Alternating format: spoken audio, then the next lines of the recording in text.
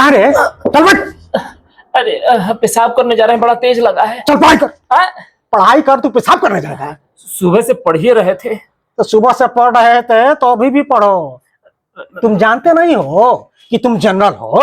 जानते हैं हम। जानते हो ना? हाँ। तो गधा की तरह दिन रात पढ़ाई करो, रगड़ो रगड़ो, सब कुछ कर पाओगे जीवन में। पेशाबों पे खाना बंद कर दें? एकदम बंद कर दो। हाँ? अरे कोई SC ST या OBC नहीं ना हो कि सरकार तुम्हें 45% आ जाएगा तो बुला के नौकरी देगी कि आ जाओ बाबू आ जाओ, आरक्षण है ना तुम्हारे पास, आ जाओ नौकरी देंगे। लेकिन हम तो गरीब हैं। गरीब हो लेकिन जनरल हो, समझे? गधा बनो, गधा की तरह मेहनत करो तब कुछ कर पाओगे जीवन में। पेशाब पे खाना बंद? एकदम बंद।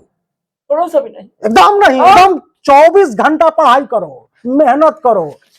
जानते नहीं है कि जनरल है, बोरा बाग।